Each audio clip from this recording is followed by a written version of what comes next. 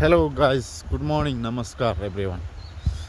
आज म तपाईँहरूमा चाहिँ के भन्दैछु भने बालेन सरकारको काम कस्तो लाग्यो त। अदालतको कुरा पनि नसुन्ने, पार्टीको कुरा पनि नसुन्ने, जनताको कुरा त के सुन्नु, सुकुम्बासीको कुरा त के सुन्नु भनेर तपाईँलाई त्यस्तो लाग्यो होला। त्यस्तो होइन, बालेनले एकचोटि देश बनाउँछ।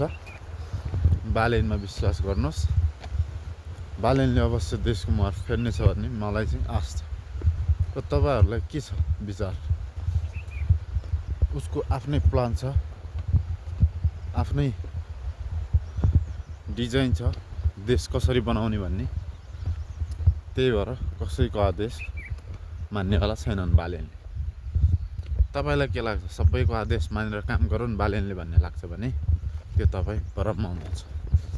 आदेश मान्दा पुरानो दलहरू पनि सबै सकिसके, किनकि आदेशको सबैको कुरा सुनेर, जोलीहरूको कुरा सुनेर अनि तपाईँको सबै नाना थरी कुराहरूलाई पनि सुनेर, सानोतिनो कुराहरूलाई पनि ठुलो बनाएर पुराना दलहरू चाहिँ अहिले शून्य भइसक्यो भनेपछि बालेनले पनि त्यही हिसाबले काम गर्दै जाने भने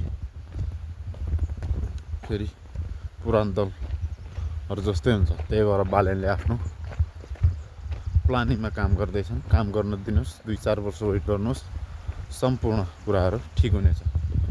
र तपाईँको विचारमा के लाग्छ होला कमेन्ट गर्नु होला।